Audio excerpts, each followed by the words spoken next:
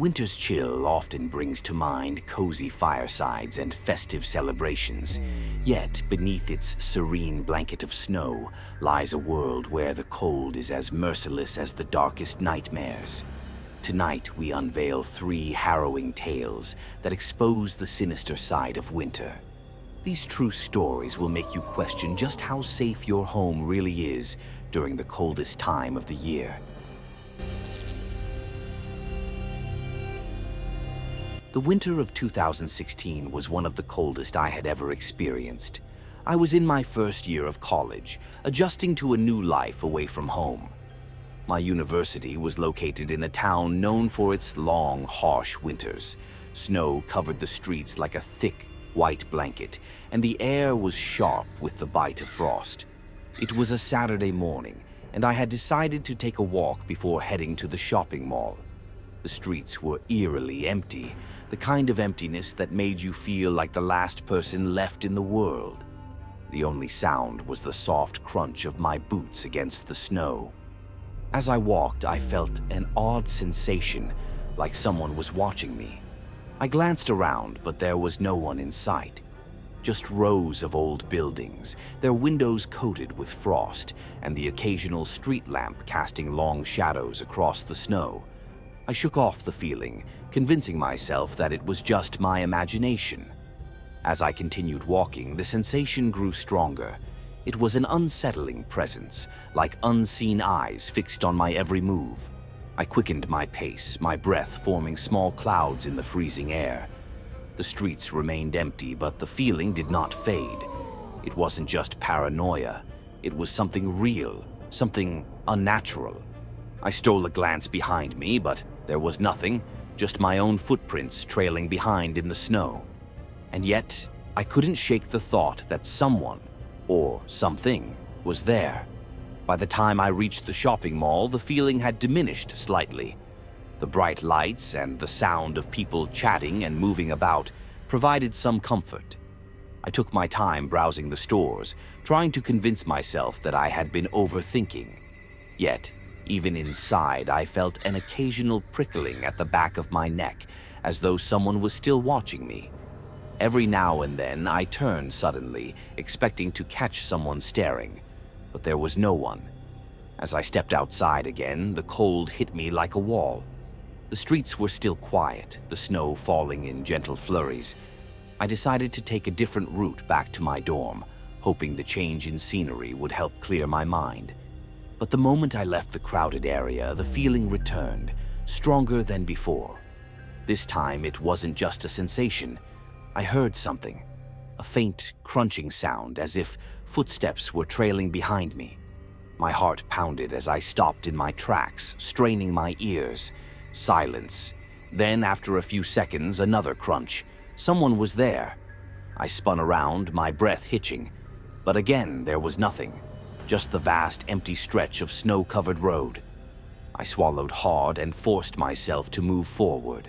The sound of footsteps stopped when I stopped and resumed when I walked. My skin prickled with fear. This wasn't my imagination. I turned a corner, hoping to lose whatever was following me, but the sensation did not fade. I could see my dorm building in the distance, its warm lights shining through the windows. I picked up my pace, almost running now, my pulse hammering in my ears. Just as I reached the entrance, I made the mistake of looking back one last time. And that's when I saw it. A figure stood at the end of the street. It was tall and shadowy, its form blurred by the falling snow. It didn't move, didn't make a sound. It just stood there, watching. My entire body froze, fear coursing through my veins like ice. I couldn't make out a face, just the hollow darkness where its eyes should have been. I bolted inside, slamming the door shut behind me. My breath came in ragged gasps as I pressed myself against the cold wood. My heart pounded so loudly that I could hear it in my ears. For several minutes, I stood there waiting for something, anything to happen. But there was nothing. When I finally gathered the courage to peek outside, the street was empty once more. That night, I couldn't sleep. Every sound made me jump. Every shadow in my room felt like it was creeping closer. I kept telling myself that it was just my imagination, just the tricks of a tired mind. But deep down, I knew the truth.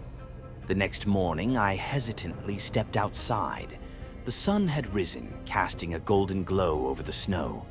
People were out and about, laughing and chatting as if nothing had happened. I took a deep breath, convincing myself that it had all been a strange dream. But then I saw them. Footprints, leading up to the entrance of my dorm. Not mine, not anyone else's. Just a single trail of footprints, starting in the middle of the empty street and stopping right where I had stood the night before. As if someone, or something, had been standing there, watching. I never took that route again. It was the winter of 2018, a few days before Christmas, when my mother and I set off on a long drive to her childhood home. My grandmother lived in a small rural town, tucked away in the countryside where the roads were often empty, especially in the thick of winter. The weather forecast had warned of a heavy snowstorm approaching, but my mother was determined to make the trip. She missed home, and the thought of spending the holidays with her mother was enough to convince her to brave the storm. The journey began smoothly, with light flurries dusting the windshield. But as we ventured deeper into the countryside, the snowfall became heavier, and the roads turned treacherous. The tall, bare trees on either side of the road stood like silent watchers, their skeletal branches weighed down by thick layers of frost. The wind howled through the empty fields, creating an eerie atmosphere that made the vast emptiness feel even more unsettling. As we navigated a winding stretch of road, my mother suddenly slowed down. Up ahead, barely visible through the thick snowfall, stood a young woman. She was on the side of the road, dressed in a thin, flowing white dress that seemed completely unsuited for the freezing temperature. Her long, dark hair cascaded over her shoulders, and she stood motionless, as if waiting for something or someone. Concerned for her safety, my mother pulled over. I felt a strange unease settle over me, but I said nothing as she rolled down the window and called out to the woman. "Are you all right? Do you need a ride?" The woman turned her head slowly and nodded without saying a word. Her face was pale, almost unnaturally so, and her lips were a faint shade of blue. She climbed into the back seat, the door barely making a sound as it shut behind her. I turned to glance at her, but she simply stared straight ahead, her hands folded neatly in her lap. The air inside the car suddenly felt colder, though I assumed it was just my imagination. My mother, trying to break the silence, asked her where she was headed. "Just up the road," the woman finally spoke, her voice barely above a whisper. "There's a house. My home." Her words sent a slight shiver down my spine, but I told myself it was nothing. The storm, the isolation, the silence. It was all playing tricks on my mind. As we continued down the road, the car was filled with an uneasy quiet. Every now and then, my mother glanced at the rearview mirror, her brow furrowed in concern. I turned to look at our passenger again, but her gaze never wavered. She didn't fidget, didn't blink, just sat still, staring at the road ahead. Finally, after a few more miles, she lifted her hand and pointed towards a long, snow-covered driveway leading to an old farmhouse. The house was barely visible through the heavy snowfall, its windows dark, its frame weathered by time. "Here," she murmured, "this is my home." My mother nodded and pulled the car to a stop at the base of the driveway. I turned to tell the woman we had arrived, but my breath caught in my throat. The back seat was empty. The car door had never opened. There were no footprints in the freshly fallen snow outside. My mother and I exchanged a glance, our faces mirroring the same horrified realization. She had vanished. A chill that had nothing to do with the cold ran down my spine. My mother, her hands trembling slightly, turned off the ignition. "Maybe she ran out quickly and we didn't notice," she whispered, though we both knew it wasn't possible. Still, we hesitantly stepped out of the car and made our way up the driveway to the farmhouse. I knocked on the door, unsure of what to expect. After a few moments, an elderly man answered. His face was lined with age, his eyes heavy with something I couldn't quite place. "I'm sorry to bother you," my mother started, "but we picked up a young woman on the road. She said this was her home, but when we stopped, she was gone. Do you know her?" The man's expression shifted immediately. His already pale skin lost what little color it had left, and his lips parted slightly as if he had seen a ghost. His hands trembled as he gripped the doorframe for support. "What did she look like?" he asked, his voice barely above a whisper. I described her, the long dark hair, the white dress, the distant look in her eyes. The man let out a shaky breath and swallowed hard before speaking. "That was my daughter," he finally said. "She died 10 years ago in a car accident, right on that stretch of road." Silence fell between us. My mother took a step back, clutching my arm. The man shook his head, his eyes glistening with something between sorrow and fear. "You're not the first," he murmured. "Many travelers have seen her. Some have even picked her up, just like you, but she never makes it home." I felt the ground sway beneath me as a sense of dread settled deep in my stomach. Without another word, my mother and I hurried back to the car. As we drove away, I couldn't shake the feeling that we had witnessed something beyond explanation, something that defied reality. That night, as I lay in bed at my grandmother's house, I couldn't stop thinking about the girl. Was she truly lost, still searching for a way home?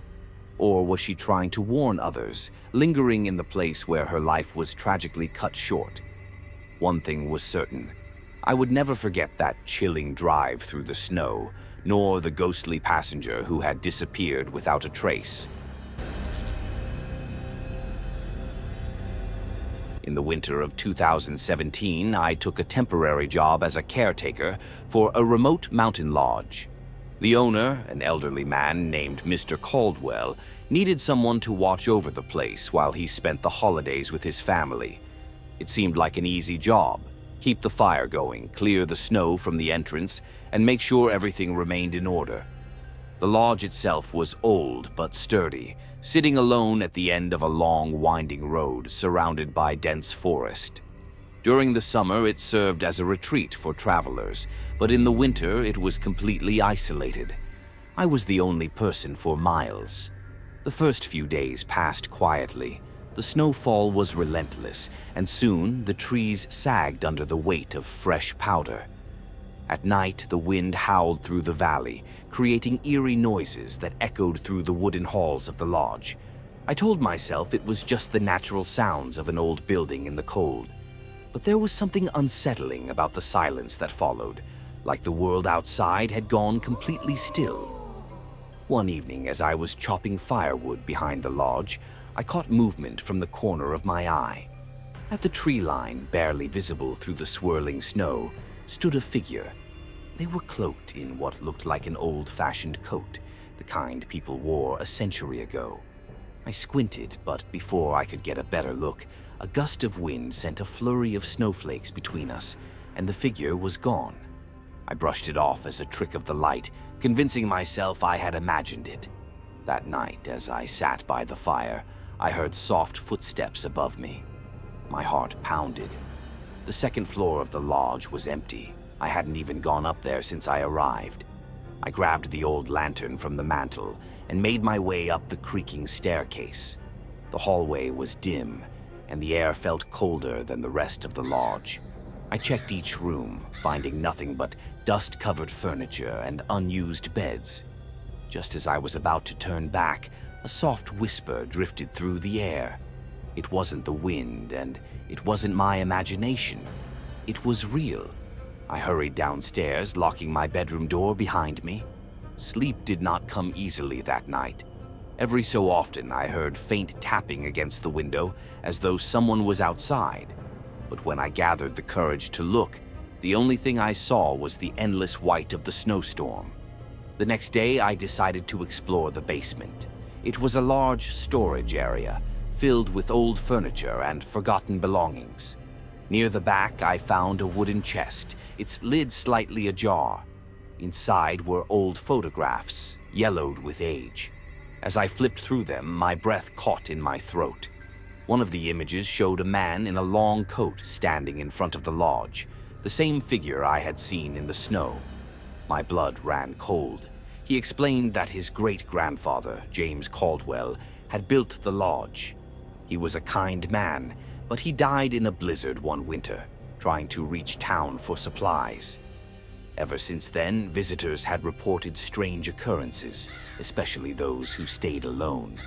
I left that morning and never returned.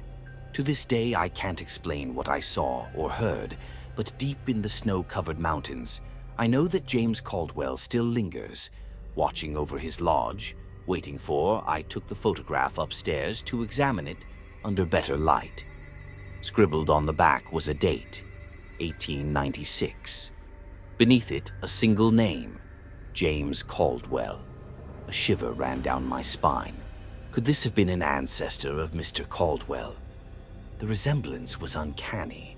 That night, the disturbances grew worse. Doors creaked open on their own, shadows flickered in the firelight, and an overwhelming sense of unease filled the air. I decided I had to leave, but the snowstorm outside was relentless. The road back to town was completely blocked. Then, around midnight, I heard a soft knock at the front door. No one should have been outside in that weather. My pulse thundered in my ears as I approached the door, hesitating before opening it.